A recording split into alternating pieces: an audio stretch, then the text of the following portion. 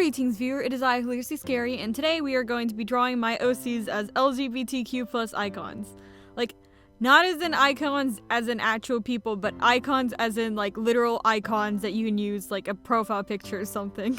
Before we get into that, I think it should be noted that if you're watching this at the time of it being published, then you know that there's a lot of things that are happening right now, and it's not over yet, but change is happening, and it's a really exciting but also really terrifying time. I deliberated a lot about whether or not I should post this video this week, but in the end I decided that like people still need downtime right now, and like even now more than ever, like just something to get their minds off things whenever things become too much, and I don't think that's a bad thing. So without further ado, let's get into the video. First off, we have Let's Go Lesbians, and the character I will be drawing is Puzzles. So some of you already know that Puzzles is a lesbian because I post about it a lot, but I'm trying not to do that thing that I do where I just kind of assume that everybody knows what I'm talking about, like as if the people watching have seen every single one of my videos, and I need to like take a step back. So Puzzles is one of my OCs. She's part of the group called the Overseers. The Overseers Society is actually super dystopian, so they have some not great views on homosexuality. The leader Control has the idea that marriage is supposed to mean producing children, so if you're gay, you can't do that, so therefore it isn't marriage. However, there is one exception to this rule. If an overseer goes 1,000 years without showing any romantic interest in anybody, then they're allowed to be gay. It's like this weird rule where Control just like threw up in his hands and was like, I guess if you won't get married, then you can marry somebody of your own sex. Whatever. They have a court system, it's just called the court.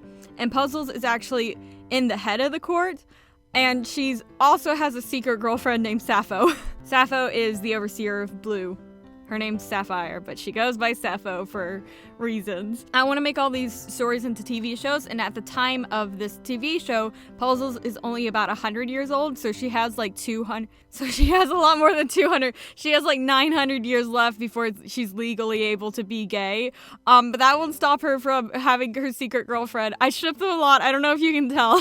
I definitely think that she's a more feminine lesbian, like, but she's not full femme, but she's like, she likes wearing dresses, but she could also wear suits. I haven't decided yet, so I'm hoping that in the TV show it can be like cute adventures with her and her secret girlfriend. Will they get caught?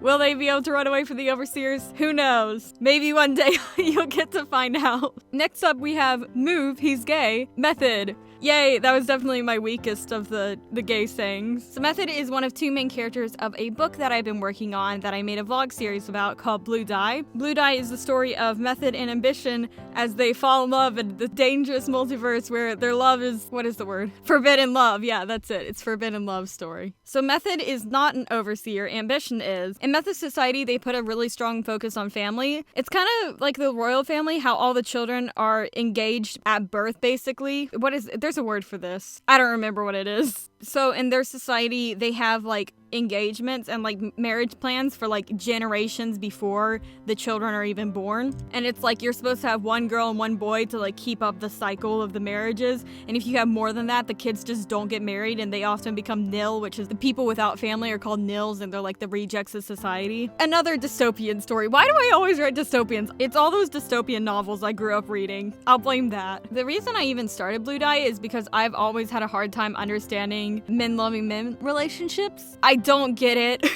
I just don't. I'm sorry. So this was like my attempt of like getting over my bigotry and like trying to write a good wholesome men loving men story that I could like jive with. Currently the book is finished and sitting unedited in my computer. People have been asking me where they can buy the book or when it's going to be out, and the answer is I don't know. I don't really like how it turned out. I wrote the story, but I forgot to write the romance, so you don't really ship the two main characters, and it's supposed to be a romance novel, so I kind of failed there. I'm trying to rewrite it one day, but just not right now. But it's still canon, so still gay. Next up we have the Biconic legend, Jamie Phoenix herself. So Jamie is from my ARI series, which is a series of monthly short stories that I post to my Patreon. You can actually read the first one for free, but the rest are Patreon only. My plan is once I get done writing all these short stories, I will compile them by arc. So I'm doing Jamie right now, and whenever I complete her arc, which is going to be in like 3 months, I'm going to compile it all and make it into a book It'll just be like a little novella, but hopefully after I'm done with all 3 arcs, I can have it in like giant, big, actual novel. That's the plan anyways. So a lot of people ask me, hey, are any of your characters gay? And the answer is almost always definitely yes. Because in my universe, the default setting is not straight, it's actually bisexual. Because I really like the theory that humans are naturally bisexual. I've never read like any of the backing for this argument. I just read that and I was like, hey, that sounds cool. So everybody who isn't explicitly straight, gay, or anything else, they're probably bi. So including Jamie. That doesn't make them any less special though. Like bi is still like a valid identity. So Jamie throughout the ERI story has crushes on both girls and boys.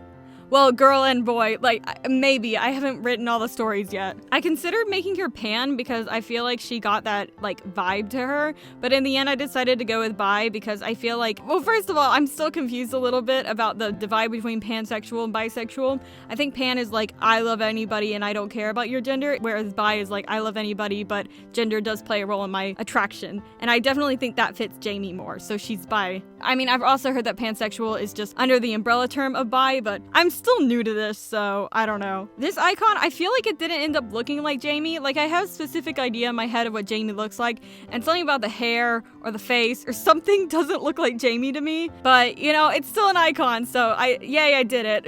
Next up, we have trans rights for Paradox. So I feel like this is the most unknown of all of my, like, characters. It just never really came out, but Paradox is MTF. Oh, wait, I should say, Jamie is an overseer and so is Paradox. So trans people in the Overseer Society are also kind of weird. It's so funny because basically you're only allowed to be trans if you also are gay. Again, going back to the theory that marriage is only valid if you can have kids. Don't ask me where Control got this crazy idea from. This is the reason we need to banish him. Basically, if you're trans, like MTF, and you marry a girl, hypothetically you could still have kids, which is why it's okay. It's so messed up.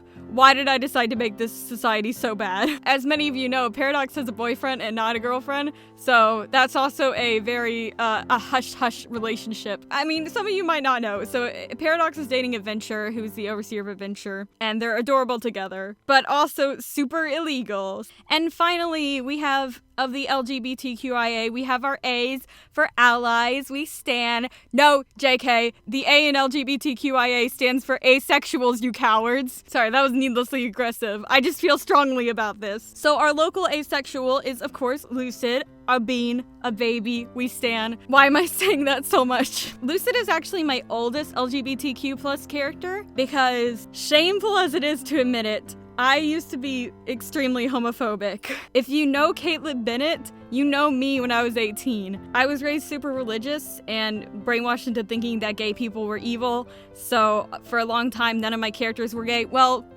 I knew some of my characters were gay, but they were not allowed to be gay. But Lucid was like my closest thing to a queer character because my sibling was asexual, and I was like, well, I guess it's not really bad to not want to have sex. So I could make Lucid asexual. That's why for the longest time, whenever people would ask me if I had gay characters, I would just be like, no, what? You can't ship my characters, that's gay.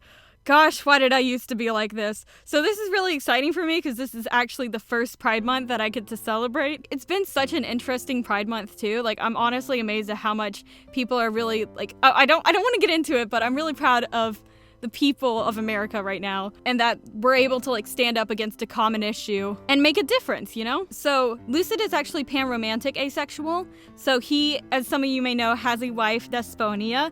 They are together. People are really confused. They're like, is Desponia with Dawn or Remington or Lucid? She's with Lucid.